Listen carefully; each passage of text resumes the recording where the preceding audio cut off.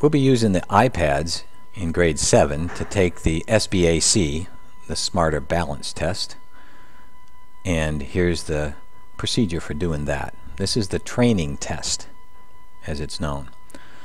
First of all, we've shown everybody how to operate guided access in your settings, and that should be on under accessibility, guided access, and we'll see it down here that this is set to on, and I'm going to leave it like that for now.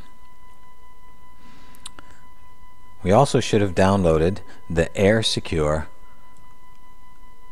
app right here. Before we open that, though, it's always a good idea when doing something of importance like this to close other apps that you're not using. So I'm going to go see what's open, close any of those apps so that nothing else is running that might interfere with the iPad's behavior. Then I'm going to open AirSecure Test, and as soon as it opens, I'm going to triple click my home button to turn on guided access. 1, 2, 3. Choose guided access, and it has resumed. We've set it up so it's ready to go. It's on now. If it's not on, it will not allow us in the test session. There'll be an error message about that. We're just doing practice and training tests right now. When you're actually taking the full test, you'll put information in here. But for today, it's just practice and training, and we're going to click the icon at the end that shows us we can go into just the training test as a guest. Notice guest is in here. We don't need any other sign-in information, so we're going to click sign in. We get a warning about volume levels on the iPad, which we should have up already. I'm going to click OK to that, and then that allows selection of grade level. We'll choose 7, and I'm going to say yes, that's the grade we're going to try. Here are the tests that are available to us. Today, we're interested in the ELA grade 6-8 training test, and that's what we're going to click on. The settings are ones that can be changed for folks who have special needs. Right now, we're not going to select any of those. We're just going to say select in the normal setup, and down below, is this the test we're going to take? And the answer is yes. Then there's a sound check. I've got to click on the little icon there to indicate that we're checking the sound. Once the sound plays, and it may take more than once, depending on the network.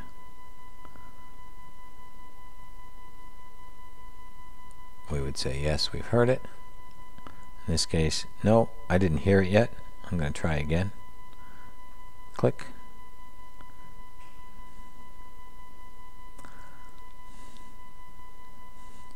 And we're going to proceed after I say yes that I heard that. There's some test instructions and help, but we're basically going to go over that right now. So I'm going to click begin test now, and that'll launch the test. What we're trying to get used to here is basically how things operate. So we're going to look around the screen for a minute. On the far left is a menu that I'm going to show you in a second. Then 2 obvious zoom in and zoom out buttons. You know what they do. They're zooming in, they're zooming out. Up at the top, the test name, ELA 6 through 8. We've done 0 out of 6 questions. There's only 6 questions in this section, and we're on question number 1. Hasn't been completed yet. There's a save icon, which you can use but don't need to. It backs up your work as you go. There's a pause. The only reason pause would be used is if you needed to take a break from the test for some reason and actually leave your iPad for some time. You would be talking with the teacher in the room about that. So that's kind of unusual to use. And then there are the back and next buttons to move between questions. You can't move on to the next question until you've completed the one that you're on. Notice there's an attention message if I try to go forward. The menu itself on the far left explains basically these 3 icons over here. The one on the far right is for marking a question for review if you're working on a question and you want to remind yourself to come back and check this out again later because you're really not sure about the answer, you want to think it over again, you check that because you would be able to come back to this after you've answered the other questions on the test. The notebook section with the 3 dots, that opens up a little notepad section, and you can type yourself notes based on what you're reading there and then save those. They don't affect your grade.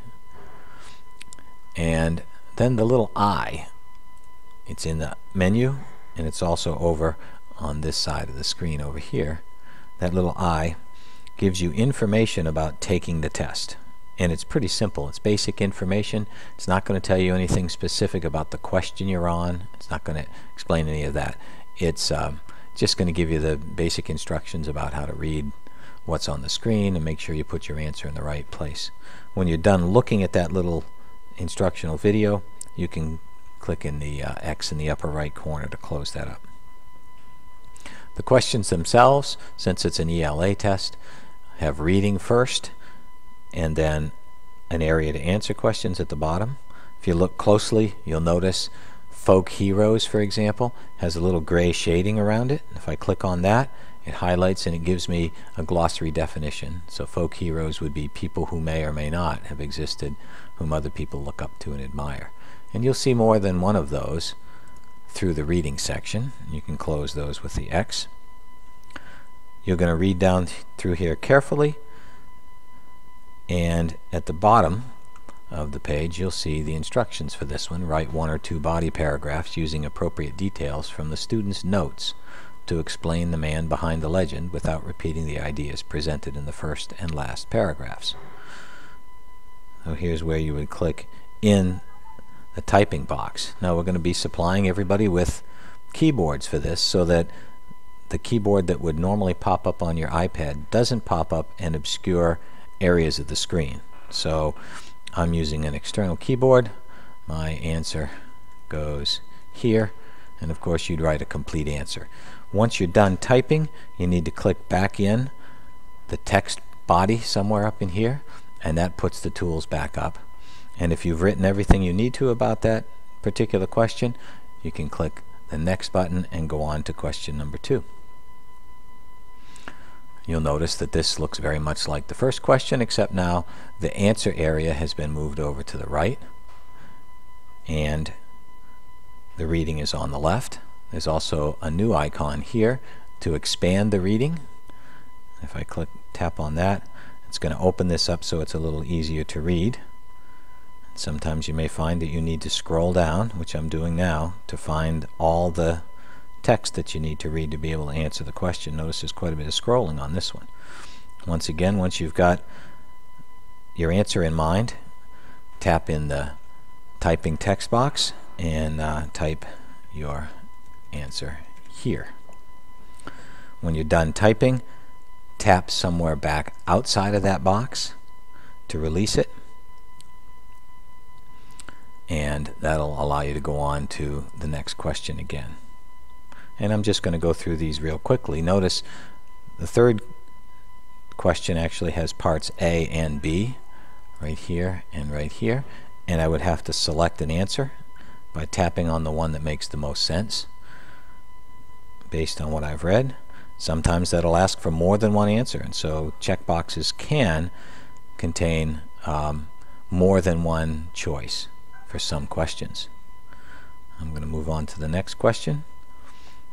Here on the left we have an excerpt from a reading, and when I click on this I would actually be able to listen to, in my headphones, some information about Around the World in 80 Days, the book. I'm going to pause that for right now, but you would listen to the whole thing before trying to answer the questions. And again, multiple choice questions on here. And for this training, I'm not going to worry too much about those, whether they're correct or not. I want to get to the end and show you how that wraps up. We're up on question 5. Couple of sources of reading here. Again, we've got the slightly grayed areas like the word equipment. Clicking on that shows a glossary definition. And Down below, I'm going to answer these questions by choosing either source 1, source 2, both, or neither source. And again, it's possible to select different boxes here. And then next question. This one's simple multiple choice, nothing to listen to. And notice I get a message up here since I'm at the end of this test section. This test has been completed and is ready to be submitted. And you'll notice that up in the right hand corner the end test has become red. And I'm going to click on that to say I'm ready to finish up. It says I've reached the end of the test, and if I click yes, I can continue to the next page, or no, I can keep working on the test. I'm going to click no, and that would allow me to go back in here and look at this question again, or to use the drop down arrow at the top to go back to another question, which right now I can't get to work, or I can use the back key, which works a lot better, to go back to another question that maybe I want to think over again and change an answer on. Once you're sure you've got it the way you like it, you're going to click End Test. Say, yeah, I'm finished with this. Clicking yes wraps it up, and it says I've reached the end of the test. It indicates for me that I've marked a question for review, and I could go back and review my answers. Notice that's an option here. I'm not going to do that, but if I clicked on that right there, it would take me back to the one that I marked, which was question number 1. Instead, I'm going to say submit the test, making sure that I'm done. I say yes, and it says you finished this test and you can log out. And we'd be done with that session. Be able to unlock it from guided access with a triple click, and your iPad's back for use after you put your code in.